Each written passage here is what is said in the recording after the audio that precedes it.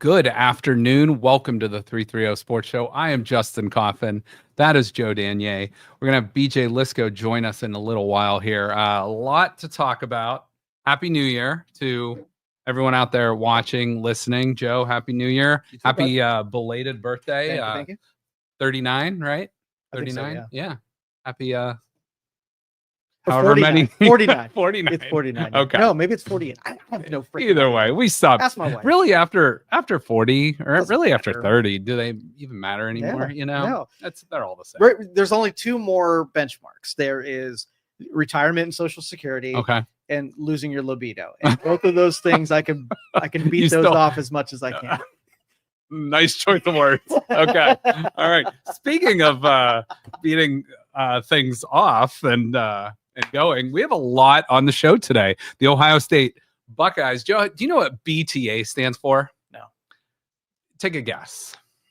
Any acronym you could think of. What's it related to? Is it like Well, in this sense, it's a sports thing, but okay?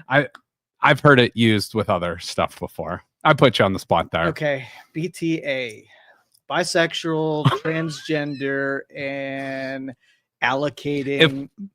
If we wanted to get canceled, that's what we would talk about. Oh. But in this sense, it's belt to ass. Belt to ass. And that's a fairly new term, but the Ohio State Buckeyes have been putting some belt to ass on their opponents lately. I'm picturing So- the belt to ass in some kind of visual. And what does belt to ass look like? So, well, in mine that I drew up right here, just a little fun one. They've been putting it on both Tennessee and Oregon by a 42. I get it. So I get it. belt to ass in the sense of like we're from a generation that I mean my parents never used that, but I think the generation before us, if the kids got out of line, the parents would be like, all right, don't make me break out the belt. That kind of like threat from the parent. I even remember old stories of like principals back in elementary school saying they get out the paddle if kids got out of line. Obviously you can't do that today, but back in the day, whenever that day was, I don't think that's a good one. I really don't. I think they need to change it to something because if you take your belt, like the front part of your belt, and you wander up to the ass, right, it's a totally different visual. Okay. We need a new one. All right. Well, that's your homework assignment Belt for ass. tonight for next show. Come up with a good one. Okay. I like it. I think it's fun. Well, now that you've said it, Because it's a metaphor. It's a metaphor. It's not. I know. We're not actually. We're like laying the wood. Hammer. Hammer. All down, of these whatever. are bad now because we're so. We're deviant. So it is what it is. But I don't know if you saw on the slides there. We are going to talk about Joy Taylor, who might have been getting some belt to ass as well in a different way, but we'll talk about her.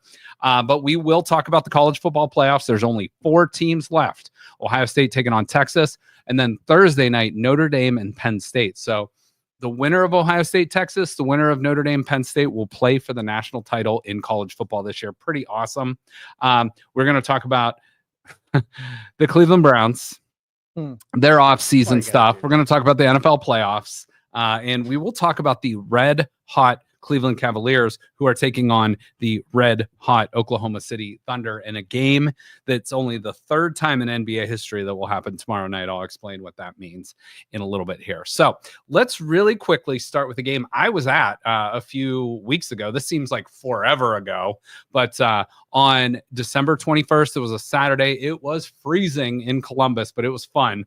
I actually stayed for the first quarter and first quarter only because Ohio State got up 21-3 or 21-0. Actually, I left when it was 21-3 and it was awesome. Tennessee brought up a ton of fans. I would say there was probably somewhere between 25 and 30,000 fans in that stadium in the Horseshoe. So equivalent to about 25-30% of what it holds. It's not bad. Not bad at all, but those fans were quickly quieted. And it appeared that there was a lot more Tennessee fans in the building because they got there first. They were like in the building waiting to see. They've probably never been to the Horseshoe in Columbus. I think it's like about a 6-hour drive from Knoxville. So they drive up, they're talking all their trash. They're having some fun, and just like any fan base, we've talked about it before. I know BJ has talked about it before.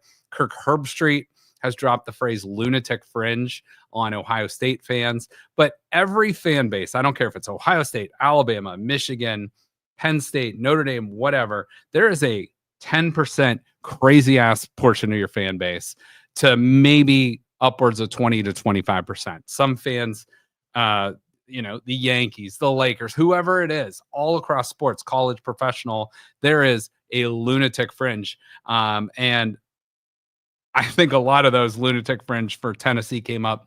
The ones I interacted with were real respectful, and I thought that was cool. But well, I'll tell you, over the years, I think there's two colleges that stand out that I was friends with people who were fans of them, and they were the most polite and dedicated fan base. Like Tennessee was one of them. Okay. And Texas A&M was probably the other. Really? Yeah. Texas A&M has some weird fans. When they started making the playoffs regularly, they attracted a whole different host of things. Okay. Right. But I was surprised with, when you're used to the Baltimore fans and the people that come up on the professional level. Sure. Yeah. Just shitbag crazy. Right. Yeah. So in comparison, they were pretty good. Here's what I will say with this.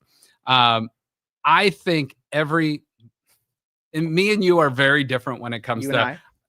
Sorry, go ahead. No, it's me and you in this term. Me and you. Got new it. Year, new me. New year, same grammar.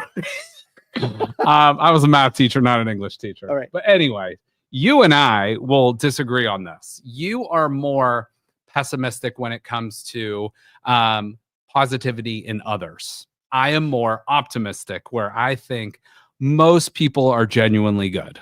Would you agree with that? No. I think that. Okay, I agree that you think that. I yes. think most people are generally is an optimist who believes in people. Sure. Like, so I generally have above 50% people are really truly good. Okay. Above 50%, upwards to 75%, 25% are probably bad. So 1 out of every 4 people, blah, blah, blah.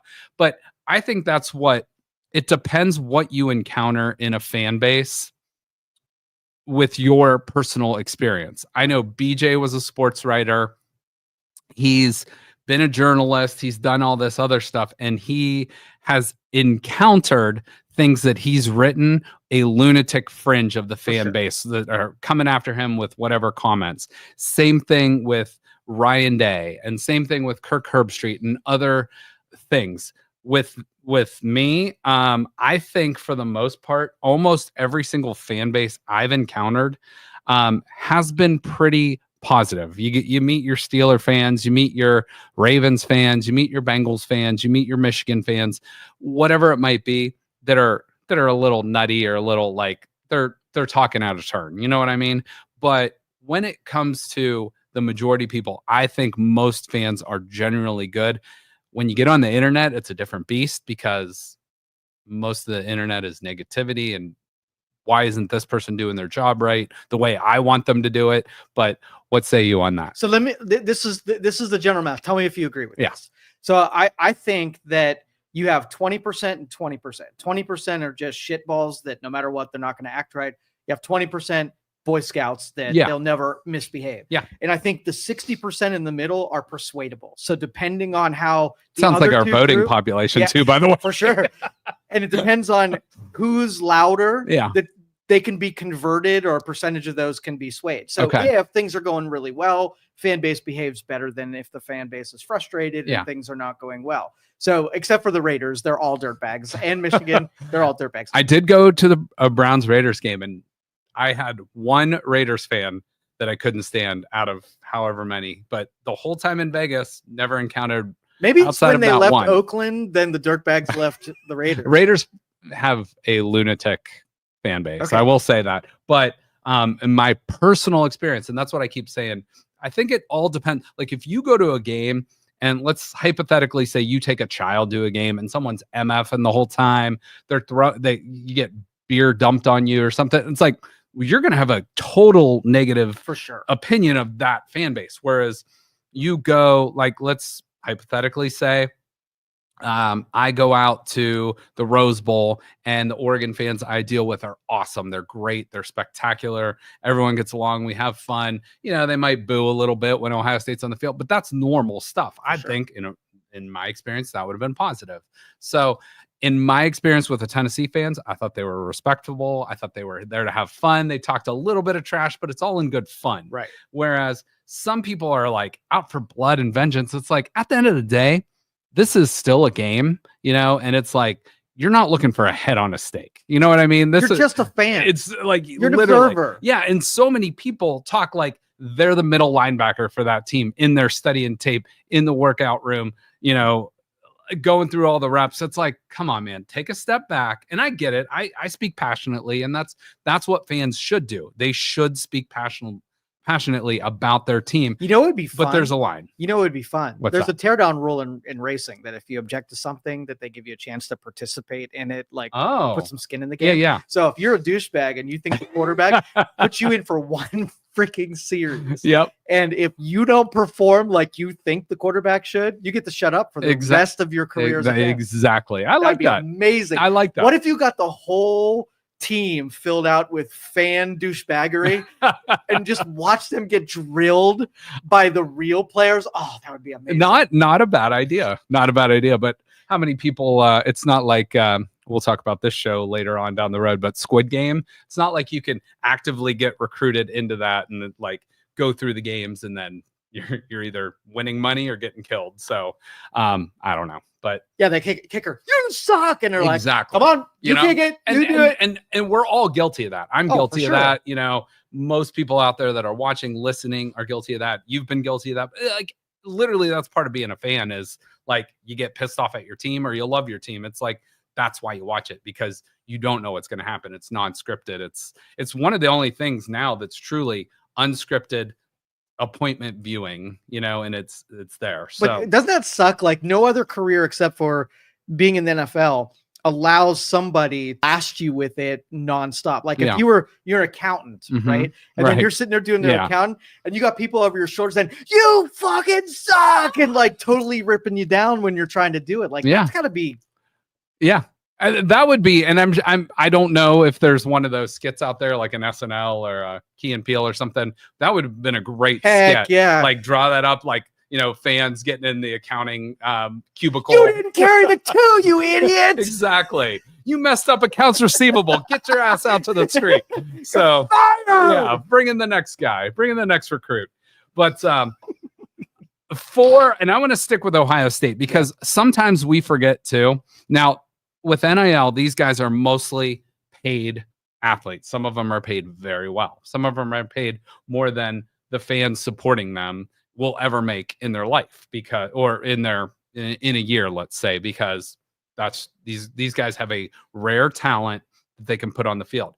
That opens them up to criticism, especially now that they're getting paid. I can understand a little bit pushback because the line of amateur versus professionalism has kind of been skewed now. So, but lately you can't criticize this Ohio State team. They are just rolling opponents.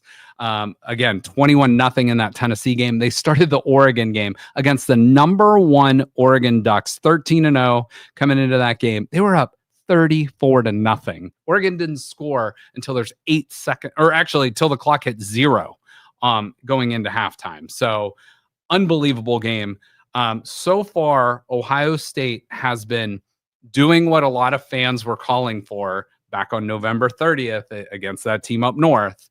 They are getting the ball to their weapons. They're getting the ball to number 4, Jeremiah Smith. They're getting the ball to number 2, Emeka Ibuka. They're getting the ball to number 17, Carnell Tate. Travion Henderson, Quinshon Judkins in space. They're working through this with a revamped offensive line, but they are throwing the ball to run it effectively, and that has been what this team has needed. Get the ball to your playmakers. That's what you have to do. This team, if they do not turn the ball over, will not lose. They will not lose. Another team would have to play their A++ game to beat this Ohio State team if Ohio State does not turn the ball over. I don't think it can be done because Ohio State, man for man on the field, and again, X's and O's versus Jimmy's and Joe's, but when you got the scheme and you've got the players going, you're hitting on all cylinders. That's the way to do it. Well, okay, so they had the same playmakers. They had the same personnel. November Ohio State and December Ohio State were two different teams. Well, so what was the catalyst? I'm going to push back on that. Yeah. November 30th, Ohio State was different. No, the November Ohio State, they whooped Indiana, who was a number 5 team in the country, and they pretty much took care of business versus everyone else. There were pepper games in there where just they were not organized. I will agree on that. And here's what I can say on that too. So you come into this season, you have a new offensive coordinator, Chip Kelly. You have a new starting quarterback, Will Howard, who transferred in. Some of your best offensive player, Jeremiah Smith, literally just turned 19 years old. He is the best player on the field. So he's figuring it out. And think about this. Think about back to your freshman year of college, if you went to college, or just being an 18-year-old kid, first year out of high school. What were you like at the time? Like, you were figuring shit out, right? I don't care if you're the most talented person at music or sports or whatever. This kid was figuring it out, and he was doing a hell of a job. This kid has unlocked something special in this team. Also, you got guys on there in the offensive line that have been banged up. You're putting new guys in. They're finally learning their way. And it's like just the synchronicity has finally, something has clicked for this team. And I want your opinion on this, because no one ever wants to lose to Michigan if you're an Ohio State fan. It's just not a question. No one wants to lose the game. However, this new 12-team playoff format has opened up a whole new world for you. Look at the playoffs now. There's 4 teams left. Texas, they were seeded 5th. Penn State, they were seeded 6th. Notre Dame, they were seeded 7th. Ohio State, they were seeded 8th. You know what would happen last year? None of those teams would be in the playoffs. None of them. Now, all 4 of them, one of them will be the national champion. Those are the only 4 teams left standing in college football. So this new world lets college kids between 18 and 22 or 23 or 24, whatever, kind of grow within the season and not have the entire weight of the world. There's more pressure, I would argue, last season on college athletes, and especially the highest level ones, than professional ones, in many sense of the way the game is played. So you are dealing with rabid fan bases, you're dealing with NIL, you're dealing with coaches, and you're, excuse me, you're also trying to figure out your life too. You're 18, 19, 20-year-old kid. And I think some of us forget that, and that's myself included. A kicker that misses a kick, or, misses a block or drops a pass or whatever it might be. It's like, well, he doesn't want to do that. He's not trying to do that, and mistakes are made, and sometimes that happens. But my question for you is, and like I said, as I preface this with, no one wants to lose to Michigan. However, that game on November 30th, that loss might have been exactly what Ohio State needed to propel them to where they're at now. What say you on that? Yeah, I honestly, I think that game got so much in their head. Instead of playing football, they were beating Michigan. And when they're allowed to just play the game, I think that team is a better team. It might have been timing wise where they just needed the time, to get into it. But think about it. You had the beginning of the season for all of these new everythings to gel together. Yep. You had a pivotal game in Michigan to get you pissed off and really mad that you don't want to lose another game. And then you had going into a playoff season where now there's something that you can play for. I think that was perfect math to be able to set this up to be a great season for them. And Ohio State, to me, has played 2 bad games this year. One was the Nebraska game, which they squeaked out a victory. And the other one was the Michigan game, where they tried to beat Michigan at their own game, which you were saying. It's like they were trying to beat Michigan, not taking into account what they do best. And I heard someone say this. I cannot remember who. I listened to it on a podcast, but they said that, I think it was actually Nick Saban, that game means so much to them. It's like hitting rock bottom. There is so much pressure to win that game They have literally done the worst thing they can do this year, which is lose to Michigan. Their expectations were so low. Now they are playing free. They're playing easy. They're not worried. It's like, because what's the worst that can happen? It can't be worse than losing to Michigan.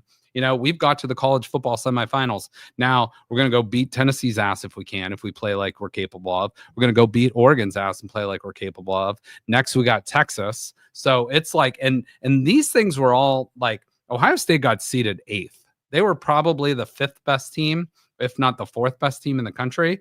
And, so there's a little slight to that. They got to host a playoff game. They beat an SEC team, bounce back. They go out to Oregon. They avenge a loss that they had earlier in the year. And they didn't just avenge the loss. They buried that loss 6 feet deep. Now you're going down to Texas in the Cotton Bowl in Dallas to play Texas. So a virtual home game for them. Their starting quarterback was a kid that committed to Ohio State way back when, Quinn Ewers. And it's like, so you got all these different little like storylines and mixed it. And then if you win this game, you got either Penn State or Notre Dame waiting. So that's a whole other storyline. I love it that they jostled this up enough that you're going to see a lot of different opponents in the playoffs. It's a lot of fun too. It's a lot of fun because you're playing teams that you don't normally play. Ohio State actually will open up its season next year against Texas in Columbus, but it's a team like I went to Ohio State, Texas back in 2005 and 2006. That's how long ago it was. And then I think they played in like 2009 or 10 in a bowl game, but they don't play very often. This is only the 4th matchup of all time with these two like historic programs. But one more thing, like to address the Michigan thing, did it unlock something? I think it damn well did, because like I said, they hit rock bottom. They can't do anything worse than lose to Michigan in a season. But now their ultimate goal is still on the table of going to win that national title. And there's a whole bunch of Michigan fans chirping out there that are saying, well, whatever Ohio State does, that's fine because we beat them. It's like, well, that game's over. We don't care. Michigan ended up finishing their season really nice. They beat Alabama in the bowl game, and they did a nice job. But it's like, we're hopefully beyond that. Next year, that's a whole different mountain we'll climb when we get to it. But this year, the goal should be right in front of them. And here's the final 4 teams. You got Notre Dame taking on Penn State Thursday night. You got Texas and Ohio State in the Cotton Bowl. And by the way, I saw there was a weather alert for Dallas. They're expecting like 7 inches of snow Thursday night into Friday. Beautiful. Insane. I mean, it's in a dome, but still, like, I don't think they have snow plows and stuff down there. It's going to be wild. So a couple other things on the college football playoff real quick. So opening lines, this was as of last look, the Cotton Bowl, Ohio State, 5.5 point favorite. Total is 53.5. Notre Dame in the Orange Bowl down in Miami is a 1.5 point favorite. That game line's a little bit lower, 46.5. Just at quick glance, who do you like in those two games? Ohio State, Texas, and Notre Dame. I'm looking for Ohio State, Penn State. I think that would be an awesome playoffs. That would be kind of cool. Like, and that would be obviously a rematch of a pretty tight game earlier in the year. Now, but it's nice to see Notre Dame in the mix. Yeah, it is. It's fun. And like I've told you before, I root for Notre Dame when they're not playing Ohio State. So a lot of my family roots for Notre Dame, likes Notre Dame. And they're just, it's kind of a cool story. So now, okay, real quick question. Yeah. Let's just say they never change the format for the playoffs. Who's in the playoffs based on those people who obviously aren't playing in it? Who do you think we would be seeing? Well, that's a good question, because that was kind of my next question for you. So look, we're good synchronicity mode. So I'm going to answer your question with another question. Okay. So here is what the playoffs would look like if they changed one thing. And I think this is a thing that's going to happen. So they got the 4 teams with automatic buys, right? So it was 1 Oregon, 2 Texas, or I'm sorry, 2 Georgia, 3 Boise State, and 4 Arizona State. Those are the 4 highest seeds that won their conference. Clemson got in, but they were the 12th seed because they were the lowest remaining champ. If they would have just seeded these teams based on their rankings, here's what it would have looked like. So it would have been Oregon 1, Georgia 2, Texas 3, Penn State 4. So in the opening round, you would have had Boise State and Indiana. Pretty competitive game, I think, there. You would have had Clemson, Notre Dame. That's kind of fun. You would have had Ohio State and Arizona State, and you would have had SMU and Tennessee. All kind of different matchups, but that would have been 1 through 12, what it would have looked like. So I have sort of changed my opinion of reseeding. I don't like the idea of reseeding anymore, but I do like the idea of just seed based on the rankings, that you can let the automatic qualifiers in, but they don't get an automatic first round bye. So what say you to that? Do you like that format better, or do you like the way it is now? I like the way that it is now. I think I think we need to see it for a couple of years to see how this shakes out. Yeah. But I think what we saw this time will show itself as being I'm with you. The way that they see these things out, those who got a bye worked against them in, I think, the games that followed to that. You keep these guys playing ball, or they're at a disadvantage. Yeah, that's fair. That's fair. And Oregon probably has the biggest complaint because they got arguably the toughest team in the playoffs, and they were rewarded nothing for going 13-0. They did get that first round bye, but if we look back at that, they would have been playing the winner of Boise State, Indiana, which would have been a much more a much easier, All right. So on the old school, like, what are your two teams that are making it to the championship? This season, I mean, I'm obviously picking the Buckeyes, and I want Notre Dame to win. I think Penn State, as long as Abdul Carter plays, he's their best defender, maybe future Cleveland Brown. I think if he plays, Penn State wins close. I think regardless, that's a close game. So, all right, what about under old format? Thinking Georgia, Oregon is no, not necessarily, because I think like coming in, it would still be the teams that get rolling. So if we're going the old format, I'm thinking Oregon's definitely in the Final Four. I'm thinking, well, you'd have your Notre Dame Penn State matchup in round 2 instead of round 3. You get your Ohio State Texas matchup in round 2 and round 3. And then you'd have Georgia getting a really easy draw in the sense of like they're getting a Tennessee or SMU winner. So I would probably have Georgia, Ohio State, Penn State, and Oregon in the Final Four in that circumstance. So, I mean, it is what it is. There's no, they're figuring it out. They tried, but in my opinion, I think you just got to rank them and seed them that way. That's just my opinion, but we'll see what happens. So let me give you I'm going to give us a real quick, brief rundown of Ohio State and Texas and kind of what it looks like. So right now, Ohio State, based on seeding, number 8 team, Texas, number 5 team, Texas 13-2. Both losses are to Georgia. Ohio State 12-2. We talked about the loss to Oregon and loss to Michigan, excuse me. But the answer and the keys to victory are obvious. Continue to get the ball in space to your big play weapons. Jeremiah Smith, the best offensive player in college football. You could also argue right now Ohio State has the best offensive player and the best defensive player in college football, with Caleb Downs on defense and Jeremiah Smith on offense. Both guys that were not in the program last year. You also have the running game, but again, throw the ball to set up your run. Will Howard's decision-making is obviously key. He has been playing excellent football. Turnover-free football, really, the first 2 weeks. There was an interception against Tennessee that was like an unbelievable highlight reel catch that I actually think was pass interference. But anyway, Will Howard's going to be going against Texas's number 4 scoring defense. They give up about 14.5 points a game, and their number 3 total defense in the country. They only give up about 277 yards per game. The defense versus the former Buckeye Quinn Ewers and Steve Sarkisian. The last time Steve Sarkisian took on Ohio State was in the national championship. He was Alabama's offensive coordinator back in 2020. We have to limit big plays and force Ewers into mistakes. You have to continue to get pressure on him and keep it going. And the final note, 2 down, 2 to go. So keep your foot on the gas from the opening kickoff.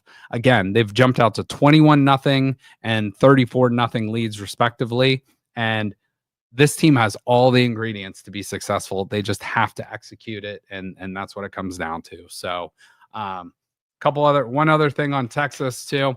Their defense, again, 4th in points per game, 3rd in total yards, 3rd in passing yards, 14th in rushing yards, 7th in 20-plus yard plays allowed, and they are 4th in the country in sacks. Now, their offense against Ohio State's defense, Ohio State is going to get after this team, in my opinion. They are banged up on the offensive line. They have some good offensive linemen, but they are banged up. Texas scores about 34 points a game. Ohio State gives up about 12 points a game. Texas overall, about 444 yards a game. Ohio State gives up 200 yards less than that per game on average. Passing yards, Ohio State only gives up about 150. Texas throws for about 280. Rushing, Texas 165. Ohio State only gives up 92. Texas has 102 20-yard plays this season. Ohio State's only given up 40 on the season. But look at that number, 33 sacks against not a very tough schedule. And Ohio State has 46 or 47 sacks on defense. And Ohio State has had a pretty tough schedule. So I highlighted the 2 losses on the bottom. They lost to Georgia 30-15, and they lost in the SEC title game. But that was to Georgia's backup quarterback, 22-19. They've also had close games against Texas A&M, against Clemson in the playoff. They went to overtime against Arizona State. They almost lost to Vanderbilt. So this is not a team that's like this juggernaut. They are a very, very good team, but they are not this juggernaut opponent. So I think Ohio State has all the pieces. If they continue to do what they're supposed to, they win. So we'll get more on that in a little bit. Joe, you and BJ, I was out of town on vacation. I remember you guys talking about Ryan Day, and me and you have addressed this since. But did Ryan Day relearn how to coach from November 30th now to the past few weeks, or does he just have this mental hurdle against Michigan? What say you? He's to me, he's one of the top 2, if not top coach in all of college football. It is a win-loss game, and when you lose consecutive games to Michigan, they've lost 4 in a row. There is a conversation that needs to be had. I 100% agree with that. You cannot lose the Michigan game over and over and over and still be Ohio State's coach. So I'm not looking to impugn his ability to be able to coach. Sure. I'm impugning his ability to beat Michigan and how substantial that is to their schedule. You can't bring in like a substitute coach for the Michigan game, but if you could almost bring in like a Tressel or Urban Meyer for that game to like stand with him on the sidelines, that would be the ultimate thing. But like Ryan Day, for every other game, is the coach you want to have. 100%. So they have to marry this like Tressel Meyer mentality versus Michigan versus what Ryan Day does the other 364 days of the year. And I have heard they put too much emphasis on the game. And I've heard that from the Ohio State athletic director. I've heard that from other coaches. I've heard that from analysts, talking heads. I don't think you can say that out loud to Ohio State fans, because that is the game that matters the most until January 20th, if you win the national title. So so let's just, we run a poll, and we're going to fire Coach Day if the poll goes in a single direction. Sure. And we do it the days after the Michigan loss, Day would be fired. Yes. And so if you or at least very close. Yes. Very close. But then you get a couple of these last 2 games since then. Yep. And you put a halo on Day immediately following. So you can't both have the guy that should be fired and the guy that should be enshrined in the same 2-month period of time. This is the catch-22 we are in. It is a double-edged sword of for sure greatness and a flaw. And it's really, to me, this is such a mental hurdle because you see what Ohio State is, you see what they can be, but they just forgot it for 3 hours on a Saturday in November. And this team, like I said, maybe though that loss, and one thing I will say too, in 20 years from now, let's say in 2024 or 2025, because it's technically the, well, let's just say 2044, because it's the 2024 season. When they bring back the 20th anniversary of this team and they win a national title, no one's going to say, oh, but they lost to Michigan. Some people might, but no one's going to remember that. They're going to remember they were the 2024 national champions. Yep. So agreed. At the end of the day, that is the most important thing on the resume. Yes, losing to Michigan has to be taken into a huge consideration. But at the end of the day, what's the main job in sports? To win your league, to win your, and that hurdle, that Michigan hurdle used to eliminate them from the Big Ten, which it did this year. But it didn't eliminate them from the playoff picture. And now they are the monster in the playoffs, and they are taking down an SEC foe. They took down the #1 team in the country. They got another SEC team and then another team that's awaiting in either Notre Dame and Penn State. So you got to take care of business first. But yeah, ask the fans, would you rather beat Michigan and lose the national championship, or would you win the national championship and lose the Michigan? That is to me, I used to think, especially this year, I used to think you have to beat Michigan this year. They're 7-5 coming in, or they're 6-5 coming into that game. They lost all these players to the NFL. They lost all the coaches. We know they're not cheating this year. It's like, just go out and beat them, take care of business. But they obviously didn't, but they can still win the national title. So to me, I used to be in the camp of, you got to beat Michigan and then see what happens. But if it's a one answer or the other, it's like, well, we'll lose to Michigan and take the national title. Michigan. That's what it really means. Well, F Michigan. F Michigan. And F the rest of college football, because we're going to go for the national title. There you go. So, okay. But I do want to point out that Ryan Day, I'm going to say his name again, because he is a great football coach. He has a 68-10 record. He, for a hot minute there, was second in winning percentage behind Dan Lanning of Oregon. He has now taken that back over. 872, 87.2% win percentage, which is the best in college football, overtaking Dan Lanning again. But 21-9 versus ranked opponents, 13-8 versus top 10. And remember, Ryan Day couldn't beat top 5 teams. He's now 5-7. And if he wins this game against Texas, he'll be 6-7 against top 5 opponents. So if you go 500 against top 5 in the country, that's pretty damn good. So I don't know. Ryan Day is a lot of people out there that don't necessarily love him, but will tolerate him if he can win a national title. I'm in the love Ryan Day camp as long as he keeps it rolling. So are there flaws? Yes, but who's the alternative? Like, you're not putting someone there better than him at this point. I was thinking that too. I'm like, who else would you want? And I don't want this to be a moratorium on Ryan Day, because right now he's doing the job he was put into place. That's right. They recruit at the highest level. Their NIL seems to be in order. They have a great team chemistry. No one wants to end this season. These guys that came back for a 5th year, obviously there's a great culture in the program. There's great chemistry. There's great leaders. And obviously talent is first and foremost. So it is what it is.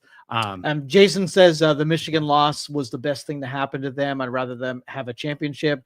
Day is 70-10. Yep. Also, folks, this rival goes in cycles. Day is awesome. Yeah. So and I have to check on that, but I looked and he was 68-10, but hopefully on January 20th, he's 70-10. So, but we'll see. Honestly, on this show, if you disagree with Day, we will pull your ass from the stands and have you coach for a day. Yes. And if you lose, we will gang tackle your ass too. Yeah. Hey, nothing wrong with that.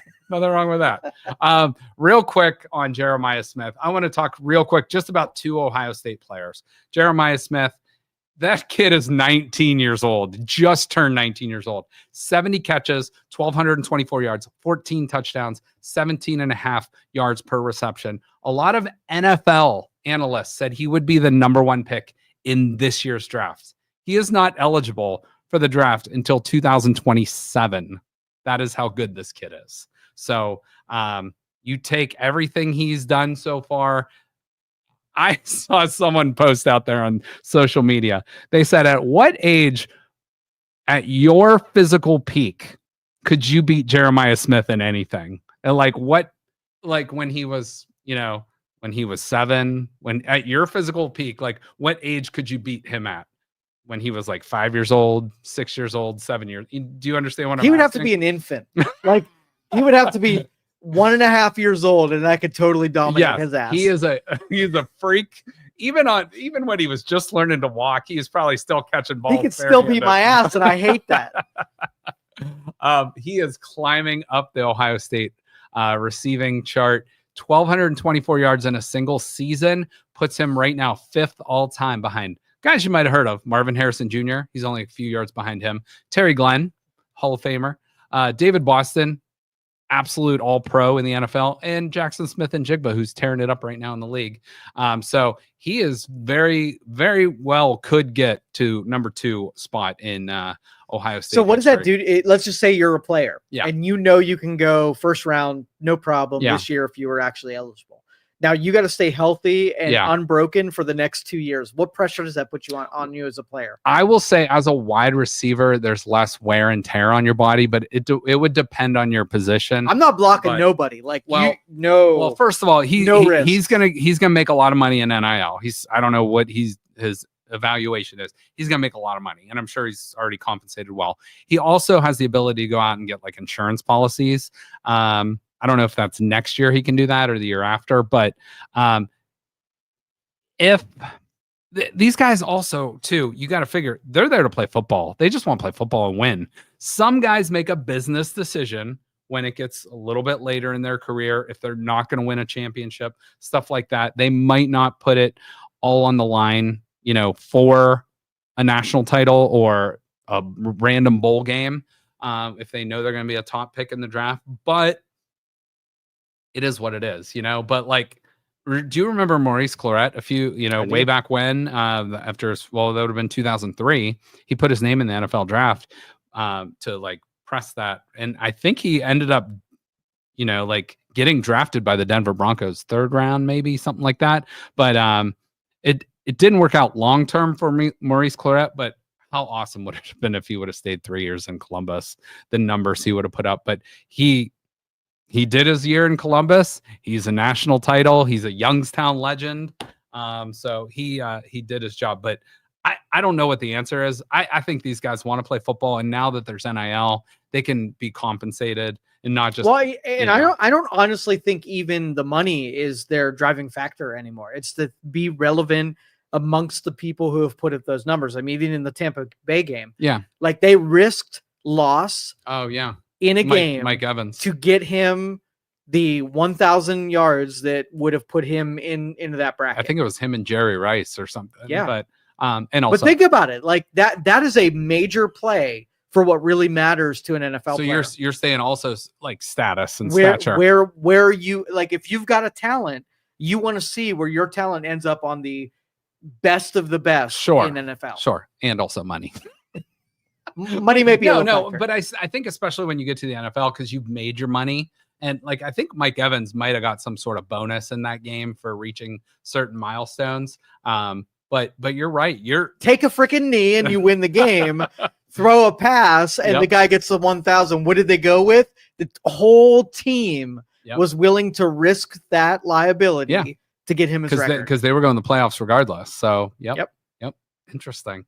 One other receiver I want to talk about with Ohio State. This is kind of the unsung hero, but this is a guy last year that could have put his name in the NFL draft. Probably would have been a second-round pick. This year, maybe made a little bit more money, maybe coming back as a first-round pick, Emeka Egbuka. He has only 7 catches behind the all-time receptions leader, KJ Hill, with 201. He's at 194. He is 7th in all-time touchdown receptions, and he is number 2 all-time, only 143 yards behind Michael Jenkins in all-time receiving yardage with 2,755. So, and Jeremiah Smith is, if he plays all 3 years, will blow away all these records.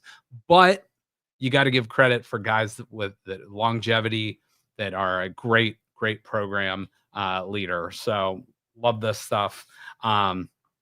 Last note on Ohio State, Texas, and I'll put more out on social media, but this is the 6th game for Ohio State. So I don't want to hear Ohio State doesn't play a tough schedule. This is their 6th game versus a top 10 opponent this season. At number 1, Oregon, that's the only game they lost. They lost by 1 point. At Penn State, they win 2013. Home versus Indiana, win by 23. Home versus number 7, Tennessee, you win by 25. At the Rose Bowl versus number 1 Oregon, you avenge that loss, 20-point win. Now you got number 3 Texas, and then you're going to have either number 5 or number 6 Penn State or Notre Dame after that. So you got 2 more victories to go, and this team can solidify its legacy. Even without that beating that team up north, they can do something that most other teams can never do. So what do you think the best in the last, we'll say 5 or 6 years, the best Ohio State player into the NFL, who made the most impact in the NFL? The last 5 years? 5 years. I would still say CJ Stroud right now, because quarterbacks make such a difference. And he struggled a little bit this year, but he got, won the Rookie of the Year last year. He's still an above average to top 7 quarterback. He's on his rookie deal. He took him to playoffs back-to-back years. And he got over that Ohio State stigma of Ohio State quarterbacks don't make it in the NFL. This guy, to me, is the most important. Marvin Harrison Jr. is right there. In all those receivers, Smith and Jigba, Garrett Wilson, Chris Olave. So, yeah. What about the biggest bust from Ohio State to the NFL? The last few years? Haskell Garrett, Haskell Garrett kind of came out early, didn't do much. Justin Fields. Yeah, you know what? It probably is Justin Fields. That's a great answer. Because he has so much upside. Might be your Cleveland Browns quarterback next year, dude. And there are Pittsburgh Steelers fans that want him at quarterback right now because Russell Wilson is stinking it up. So you might be seeing him playing in a playoff game this weekend. We'll see. And Justin Fields, for as much flack as he has got in the NFL, hasn't had a whole lot to work with in his career. So busted up offensive lineman. Chicago Bears were a mess. Comes to Pittsburgh, he's kind of like a gadget guy. Doesn't get to really play his game. So we'll see. So the running back, Dallas, I can't think of his name. For Ohio State? Yeah. Well, J.K. Dobbins had a really nice year this year. Running back. But he came out in like 2020. Oh, Zeke. I mean, we're talking Zeke Elliott. That's a while ago. We're talking 2015. He was drafted. So yeah. We're not young. Did I have a time more? I think you did, because that game against Alabama was 10 years ago. Oh my goodness. So yeah. Sorry about that. Well, no, I mean, he had a great career up to about 3 years ago when he's just started. It's like old man running back. It's just, and you see what Nick Chubb, he's fallen off a little bit this year. The only guy that really isn't is Derrick Henry in the NFL. Like everybody else, like there's a shelf life for running backs. That's why those guys, I have no problem with the running back. 3 years, get it done, make your money, and get out. Yeah. Or if you stay another year, get some NIL money that's guaranteed, because running backs, NFL, what they say, not for long. Get your money, and then if you have the ability to get to the NFL in 3 years, do it, and then try to get to that second contract before your body kind of fizzles out on you. So if you're a college player and they give you 7 years of eligibility, do you take college eligibility and the money that comes along with it, or do you go to the NFL? Well, it depends how good you are. I think that's That's a very open-ended question. If I'm like top tier, you're top tier. I'd want to go compete with the best. Make some big money. Real money. Can. Yeah. That would be, if you're the best, you want to go against the best. So what would you do? I would stay in college for absolutely long as possible. If I'm a middling player or like a backup in the NFL, but I can be number one starter, wide receiver, tight end, whatever in college, a corner, safety, whatever, and you could get $500,000 a year by playing in college, or even like $100,000, and you're living the college life. I'd do that all I could. So your current physiology, what position are you playing in college? You just got to pick one, and you got to go graduate assistant analyst on the field. Punter. You're the punter. Oh yeah, punter all day. Really? I can still kick the ball. So what about a 5'5" guy? What am I? You're probably a place kicker, right? I'm a place. Yeah. Really? Yeah. You have quick twitch hips where you can 100%. All right, well, we'll put you in zone defense. So you and I are in the same squad. Cover 4. We're working together. Yeah. You and I stay in college forever. Like we're 11-year red shirts. There actually was a guy from Miami that just finished out his 9th year of college football because he had 3 waiver years for injury. He had a COVID year and he had a redshirt year. So he played 4 years, and like 3 of those years he played, but he played like 1 or 2 games and he was pretty much out. So Justin and I will work that squad for exchange of tattoos. Like we're in. Yeah, 100%. Which now wouldn't get you in trouble. 100%. But apparently stealing signs still doesn't get you in trouble either. So we'll see what the NCAA still has to say about that, because I think they gave Michigan a little bit of a little pass, not a pass, an extension, I believe. So, okay, so we'll see. All right, let's talk about a couple. We got about 15 minutes here. Don't do this. So we're going to go to levels of pain of being a Browns fan. We talked about college football and the good that came with that. If you're a Buckeye fan, if you're a Notre Dame fan, if you're a Penn State fan, like our buddy Jeremy from Youngstown Pizza Reviews, he's a big Penn State fan. So maybe we'll see him in the national title. But anyway, being a Browns fan, there's different pains that come with it. A slap that might hurt a little bit. Childbirth. Not that bad. I would actually flip that. I did not make this graphic. I would put childbirth and kicked in the privates. I'd flip it because, respect to the females. That's got to be one of the most painful things ever. It was zero pain from the dad's side. Like, I don't know what you're talking about. And kicked in the privates. That's worse. Kicked in the balls. Like, it deserves to be 3 or 4. And being a Browns fan trumps them all, though. 100%. Trumps them all. The Browns have the most losses in the NFL over the past 20 years by 6 more than your beloved Raiders, Joe. Number 1.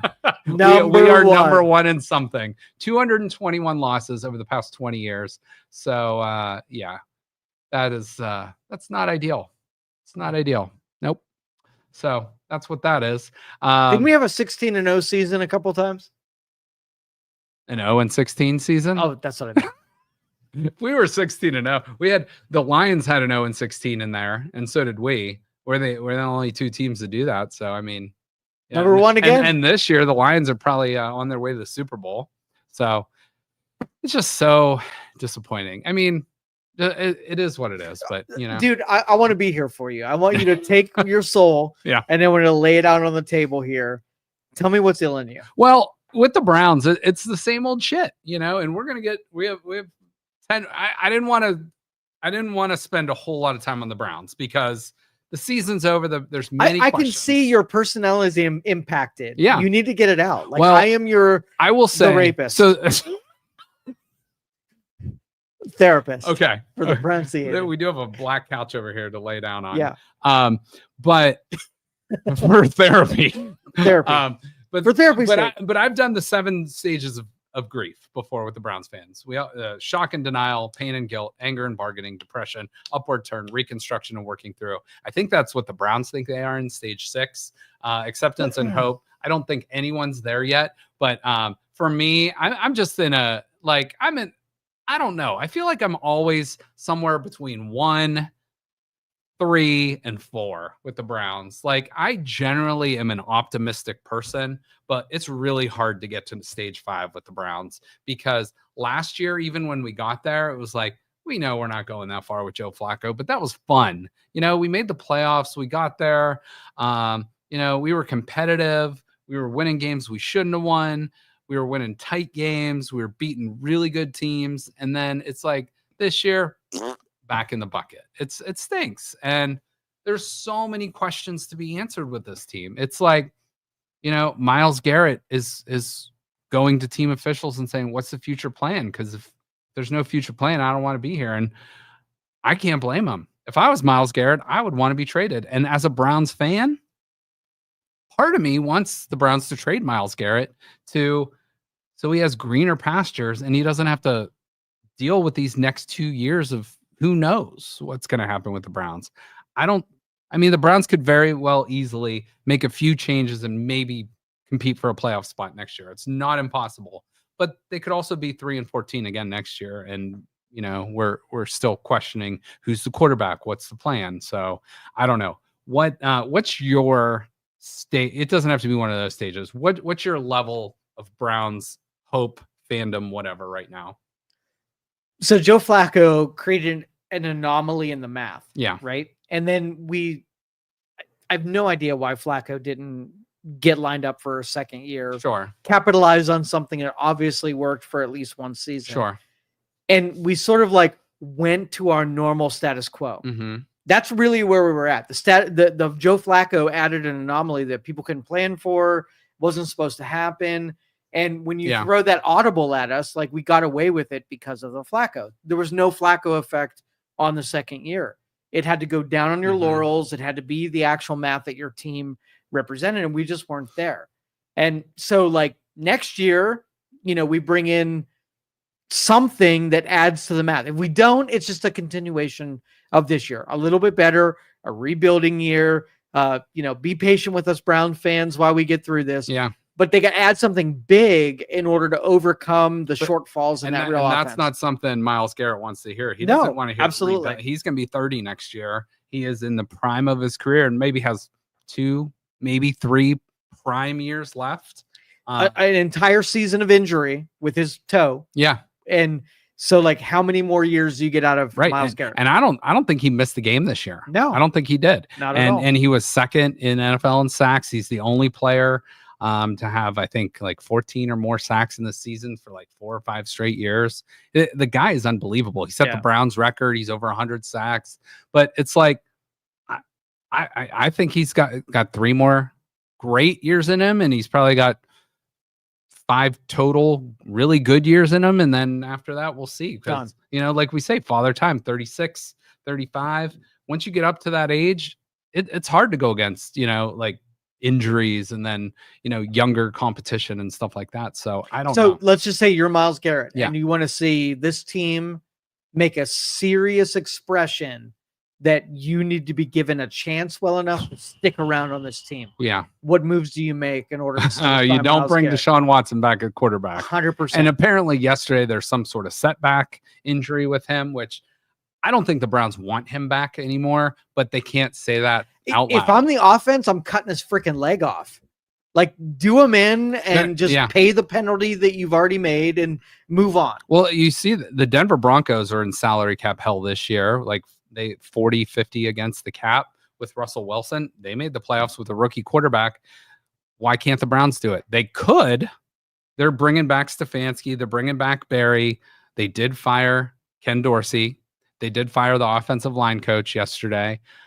So there's going to be changes. But, Joe, this is just my short list of Get it out. questions. I'm here for you. Okay, so who's the quarterback? Who's the new offensive coordinator? Who's the new O-line coach? What are we doing with Myles Garrett? Joel Bitonio, who is going to probably be a Hall of Famer. He's also, I think, just finished year 10 or year 11.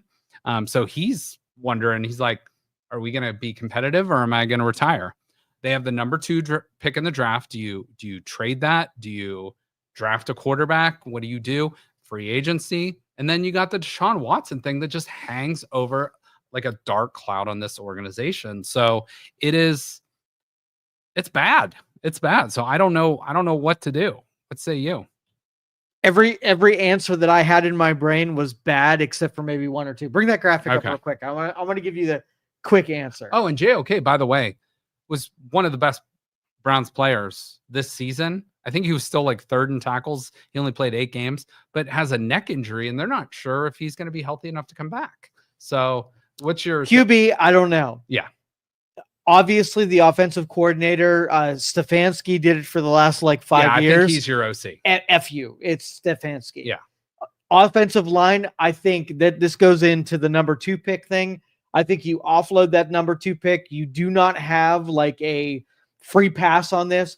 You build your offensive line through the draft this year. I like that. Offensive line. So you trade back, maybe accumulate 100%. If you can get 3 picks out of that number 2 spot, yeah, I like it. You build that freaking offensive line and take whatever second tier quarterback you can get that can manage that offense, and you build an offensive line around him. Myles Garrett, you tell him anything you need. If you want to say, Myles Garrett, you're pretty to be able to keep him happy. Yep. You do. You pay the loyalty. Can I suggest a wild suggestion? Go ahead. Go for it. And I can't remember who suggested this, but this could get the Browns, hypothetically, if he's the right guy, get them back with a quarterback. I have heard, and people are going to hate this idea or really like this idea, but most people are going to probably hate it. But let's hypothetically say, so the Minnesota Vikings right now have Sam Darnold. He's going to make a lot of money next year. So the Browns can't bring him in, and I don't think they want to.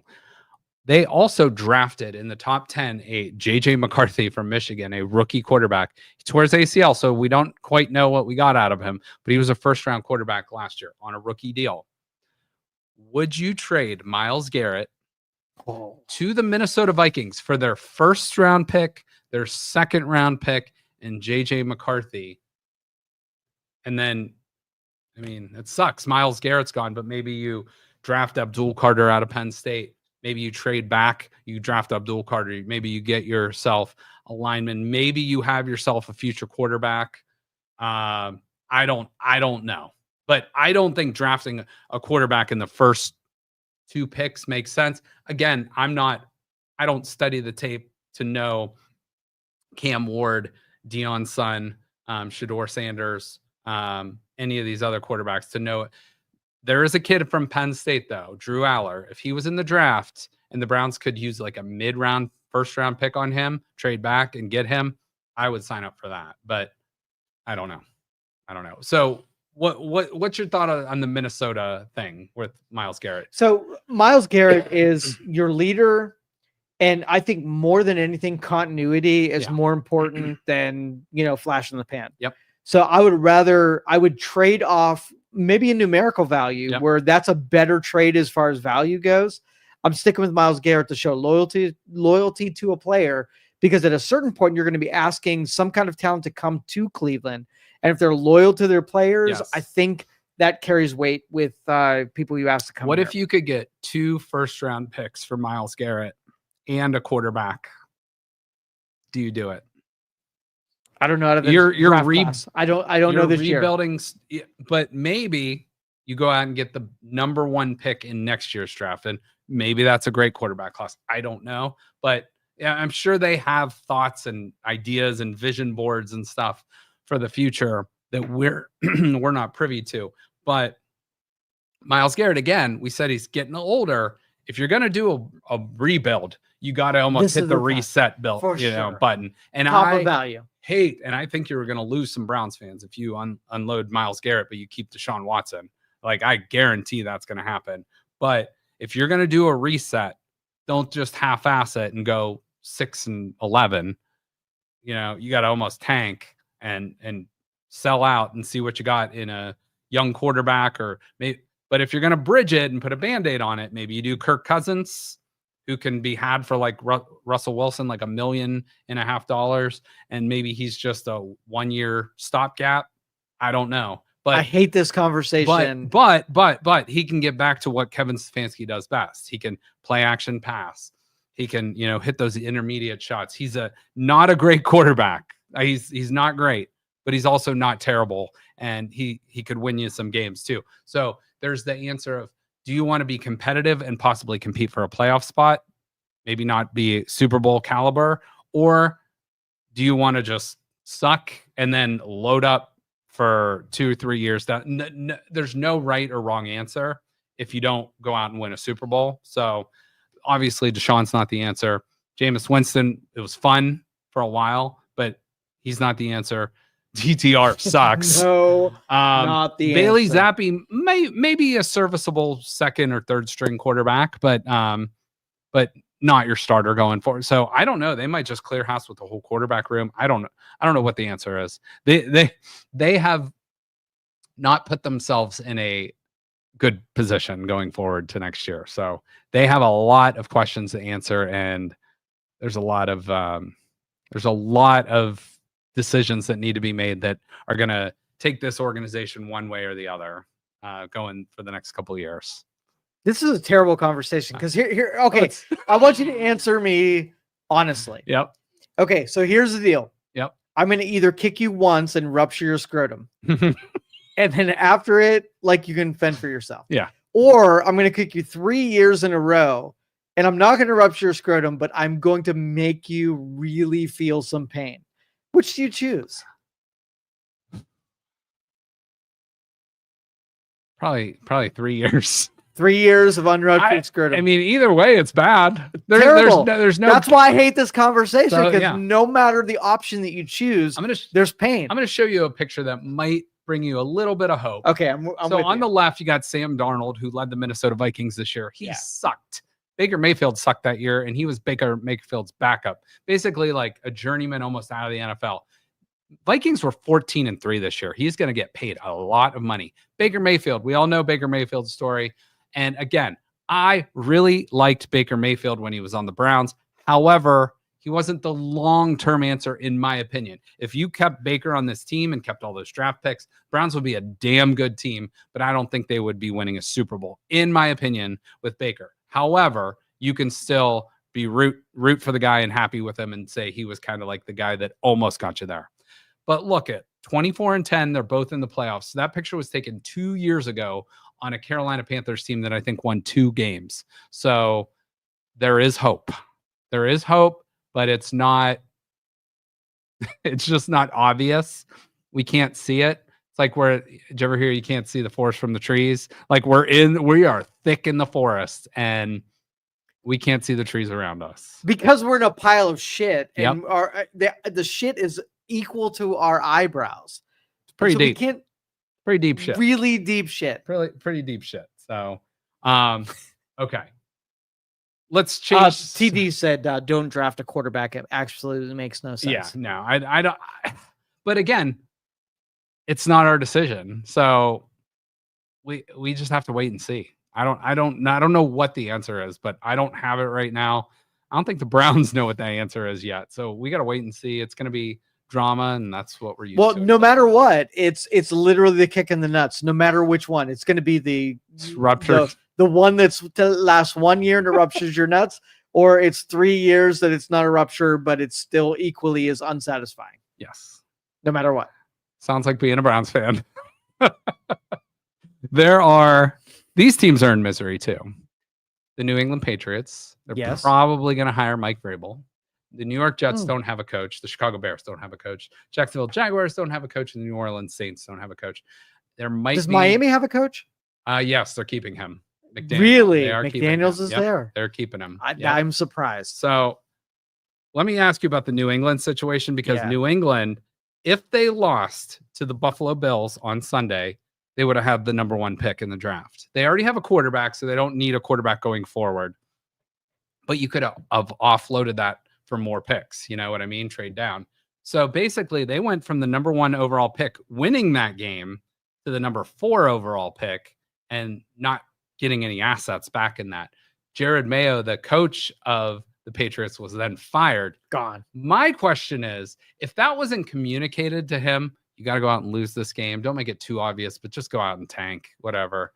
Why don't you fire him before the game and just throw whoever together at head coach run your third string offense and bow out. So winning actually cost him his job. I think they were going to move on regardless. No matter what. Yeah, but so it didn't matter. They wanted Vrabel, but still, and maybe that was his FU to the organization if he knew he was going to get fired too. So, could have had the 1 pick. Now you get the 4. So deal with it. Help the Browns. They moved up from 3 to 4 or 3 to 2. So in the long run. All right, real quick, let's talk NFL playoffs because they are going on this weekend. And then who cares? And then I know these teams. Saturday, Chargers at Texans. That game's in Houston. Who you got? I'm going with Texans. All right. I'm going to go with the Chargers to win that game because still F Harbaugh, but I think they're the better team this year. Steelers at Ravens. Steelers have lost 5 games in a row heading into the playoffs. And it's at Baltimore. Give me the Ravens all day long. Ravens all day. All right. So those are our 2 picks for that. Sunday, Broncos at Bills. I mean, Bills all day. You got to go Bills. Broncos coming off a 38-0 win over the Chiefs, but the Chiefs played nobody. So FL way too. The Bills both in that. Packers at Eagles 4:30 on Sunday game. That might be one of the best games of the weekend. Yeah, I'm going Eagles on this one. I'm going to go Eagles too, just based on the home team. And then here's maybe my favorite game of the weekend: the Washington Commanders at the Tampa Bay Buccaneers. Baker effing Mayfield. I'm going to go with the Commanders in this game. I love Jalen Daniels, so I'm going to go with that pick. And that's another example. A really bad team took that quarterback number 2 in last year's draft. It vaults them right to the playoffs immediately. And then Monday, you got Vikings at Rams. I hate this game, and hopefully they both lose, but I'll go with the Vikings. I'm going to go with the Vikings, too, on that game. Chiefs and Lions both have a bye, so that's the week 1. One really quick note.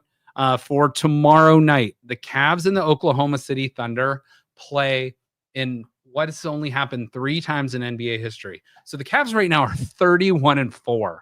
They are on a 10-game winning streak. They are the number 1 offense in the NBA, number 1 in the Eastern Conference. The Oklahoma City Thunder are 30-5. They are on a 15-game winning streak. They are the number 1 defense in the NBA, number 1 team in the West. This is only the 3rd time in history where teams have met with multiple 10 plus or more game winning streaks actively. So that is pretty awesome. It should be a fun game. That game's on ESPN. It's in Cleveland. These teams will actually play 2 games in like 8 days. So 2 of the best teams in the NBA going at it. If you haven't watched the Cavs much this year or Oklahoma City, they are both legitimately 2 of the best teams in the NBA. Go watch that game. It will be a fun one. So we'll see on that one. Real quick, a couple local notes. Mount Union unfortunately lost in the Stag Bowl, the championship for Division III, but a 41-25 loss to North Central, who wins their 3rd title. But again, can I interrupt Mount you? Union, yeah. What has been your favorite bowl game? Not the performance on the field, but just the favorite bowl game.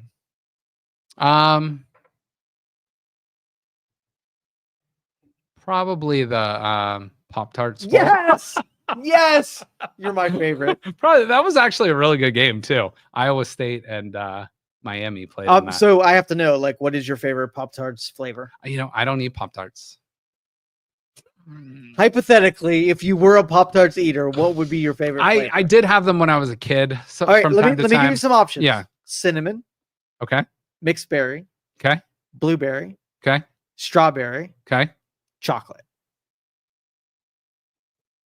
Cinnamon, probably. Cinnamon. Okay. Yeah. I would have said, I think there's a cookies and cream flavor. That probably would have been my choice if you would have but you omitted that one. So all of the rest are diabetes. They're all diabetes, but those down 100%. Are all instant diabetes. Yes. The diabetes bowl. The diabetes bowl. Oh, one other Mount Union note too.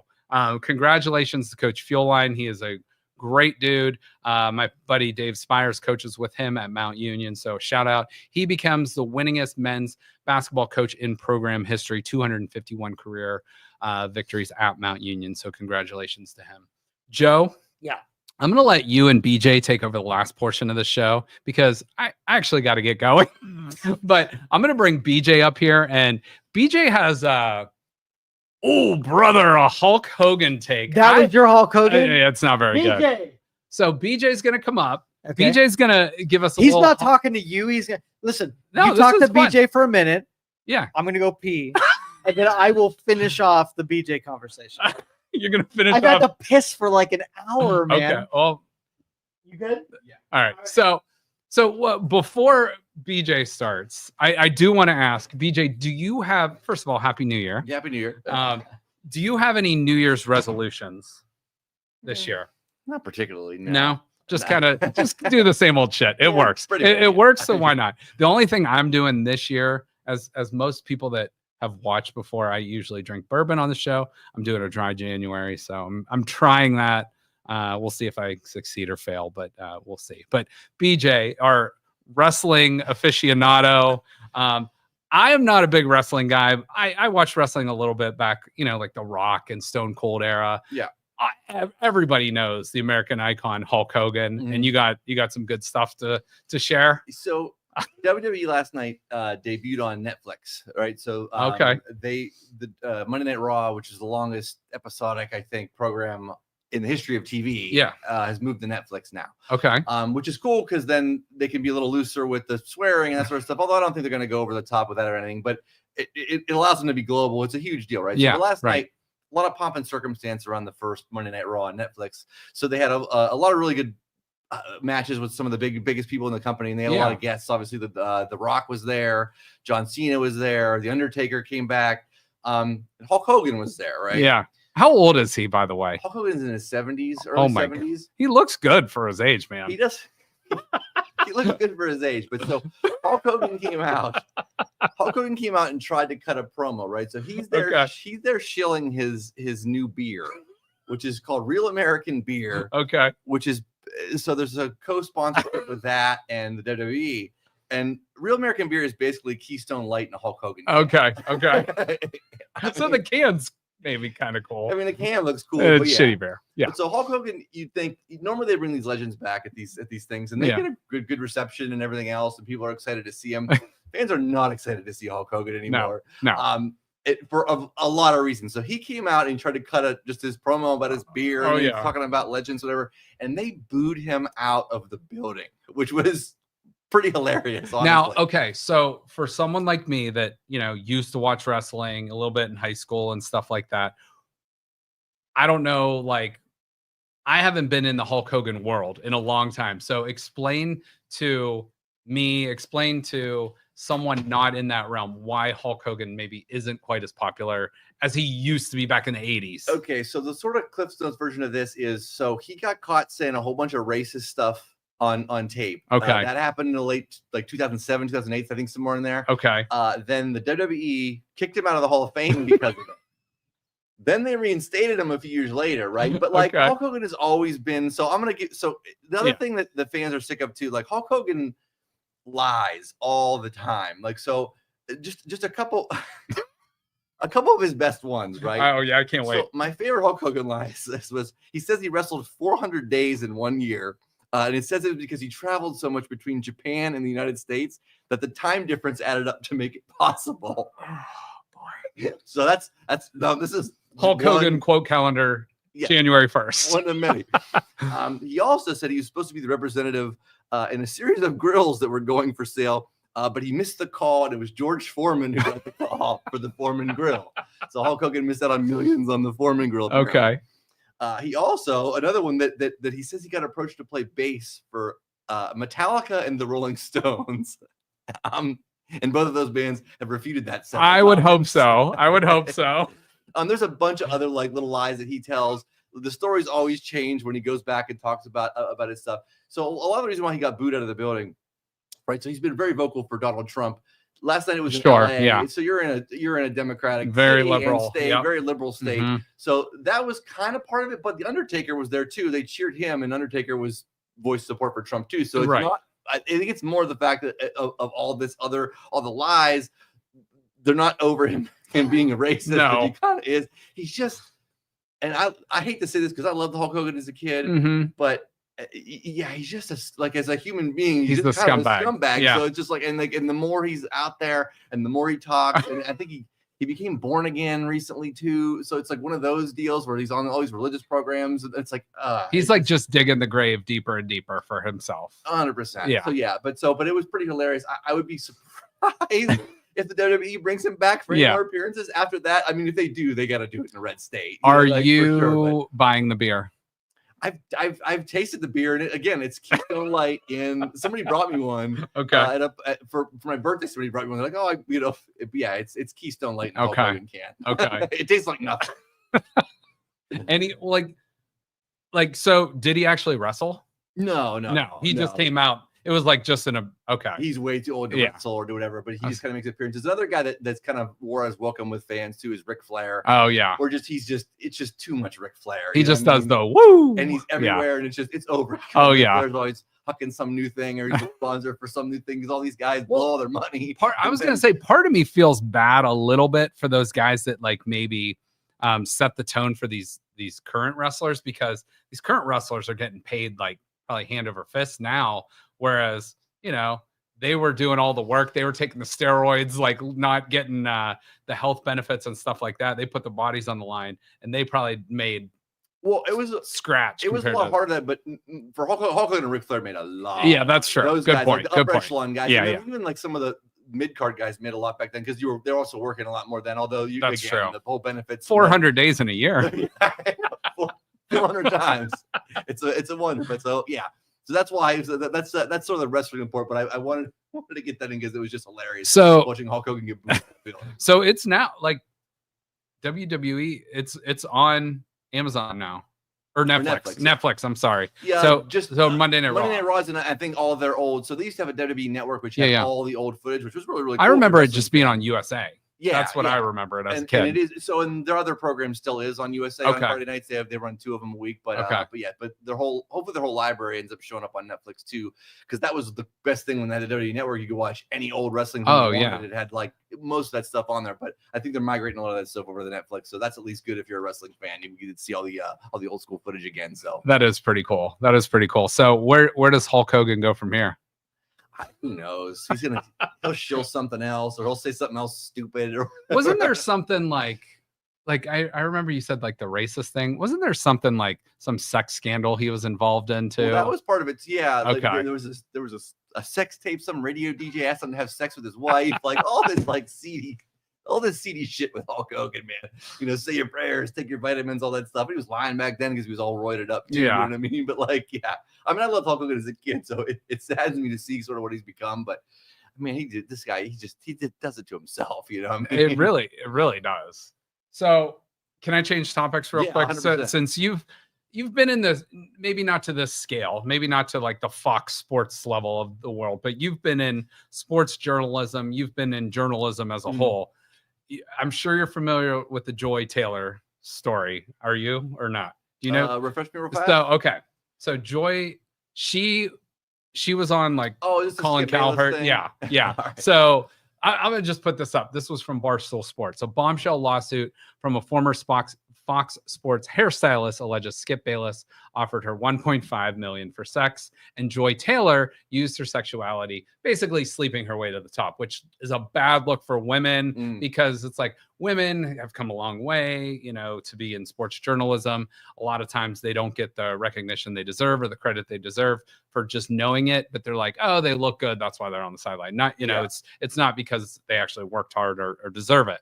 So she is kind of setting women back in this thing. And then the whole Fox thing with the hair. First of all, I hate Skip Bayless to begin with. I've never been so what's your thoughts on that whole stuff, just being formerly in the journalism world? Well, you still are, but in the journalism world. Yeah, I wouldn't call these people journalists necessarily either. Yeah, they're talking heads. There's a lot more of that with there's just way too many talking head shows on TV as there is. You know what I mean? That's I say that now, and there's 2 talking heads. That's us right here. Yeah, right. But with the sports stuff, I don't know. I've never liked Skip Bayless. Fox Sports is like I don't know. It's sort of like the ESPN stepchild. Like it's, you know what I mean? Like it's like there's nothing on there that I'm going to tune in for that, whatever. And it seemed like Skip Bayless there toward the end would just say stuff to. I mean, he always just did stuff to rile people up. Exactly. I don't know if he necessarily believed it, but he would take some crazy angle. I have no idea if any of this is true or not, or whatever. With all that, but he did bail out of there. He's doing a YouTube channel, I think, now too. Like, so he sort of abruptly left. Shannon Sharp, abruptly left. So there was something. Well, and Shannon Sharp had his own deal earlier in the year, sure too. But yeah, so I don't know. Something clearly was not all well at Fox Sports with all that, because all that imploded and everybody kind of went their separate ways. So who knows whether it's true or not. This is probably one of those deals that'll probably get paid off or slipped under the rug or done whatever after the fact. But yeah, it's All right. So since we'll just wrap up with this. Since I asked Joe about the whole mess in Cleveland, what if you're the Browns GM? What do you do this offseason? Give me a couple things. So I think that they should try to get Kirk Cousins or use that. I don't know about drafting a quarterback out of this class, but I think they should use some kind of draft capital, or like you said, maybe Myles Garrett or do something to where you're able to get another quarterback in there. And I think that quarterback room is going to be completely different next year. I 100% agree. Because everybody that was DTR's got to go. Yeah. Deshaun's probably not coming back at all now, which is good. No one's sad about that. So yeah, I think the quarterback room will be completely different. It'll be interesting to see what they do. It'll be an exciting draft for them because they actually have a higher pick. They have some stuff that other teams they might use, like you said, as potential trades to kind of bolster it up. But yeah, there's going to be a whole new quarterback room. I'm curious to see who they got. I think Cousins makes the most sense. I think he would work in Stefanski's system. I think you can get him cheap. You know what I mean? The Vikings might need to send the Vikings something, whatever, to facilitate that or to have the inside track on it. But that would be what I would do if I was them, because are there any other quarterbacks out there that you can think of that would work? Or I think I'd get pushback on this, but I think Justin Fields, if you can get him for a couple million here and there, it's like. But again, I don't know. He's had his time in the NFL now too. I don't think he works in Stefanski's system though. Yeah. You know what I mean? Like I think Stefanski, if the whole idea is that we're dumping Ken Dorsey and we're going back to what the offense Stefanski play action he's and want run game. He's going to want the pocket pass or quarterback. And that's not Justin Fields. That's a good point. I don't think he fits there. I've never been a Justin Fields fan. I think he's very athletic. I think he can help you out in certain situations. I just don't think he's a starting quarterback. That's very fair. And Kirk Cousins did play in Minnesota with Stefanski when he was the OC there. So yeah, there's just, you can say a lot of things about the Browns, but never dull is one thing. They might not win a whole lot of games, but they're never truly boring, except sometimes on the field on Sundays. Yeah, what a mess. What a mess of a season. I'm so glad it's over. So oh man. Or oh brother. So we got some Joy Taylor talk. We got some Hulk Hogan talk. We got Browns. We got Buckeyes in there. A lot of stuff. So this was our first show of the new year. Hopefully you guys join us for many, many more on Youngstown Studio. Make sure to follow our page, 330 page, all that good stuff. We appreciate you guys watching, listening. For BJ, for Joe in the back now, everybody enjoy your day and go Buckeyes, and we will have hopefully see you next week.